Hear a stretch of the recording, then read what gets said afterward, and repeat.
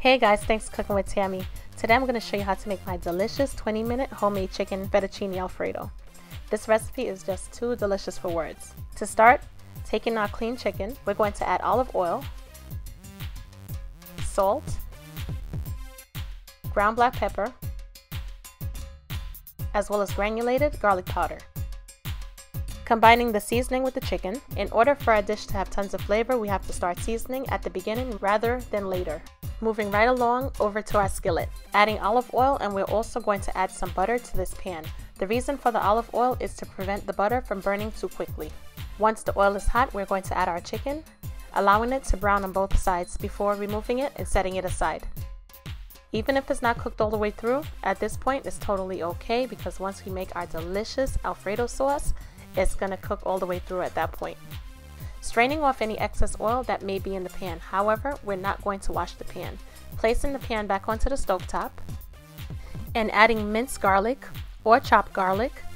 Be very careful when adding chopped garlic, especially chopped garlic from a bottle, because it has like that little hint of water in the bottle, I guess. So when you add the garlic to the hot oil, the garlic loves to jump out of the pan. So be very cautious.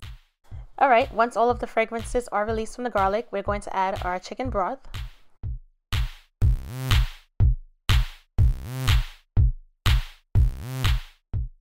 Giving everything a good mix to combine all of the ingredients.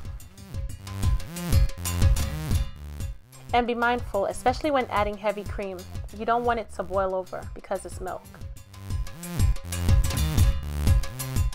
As the sauce starts to thicken up, we're going to add a handful of freshly grated parmesan cheese.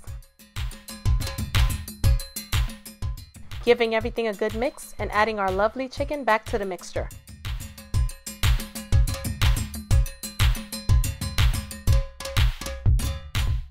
Combining once again.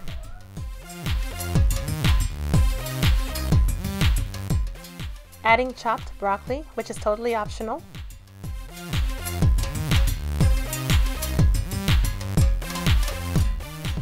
Adding the fettuccine pasta to our Alfredo sauce. We're going to combine the fettuccine and the Alfredo sauce before adding a handful of freshly chopped parsley or parsley flakes. For full recipe details, be sure to click the link below. As always, thanks for cooking with Tammy. Enjoy!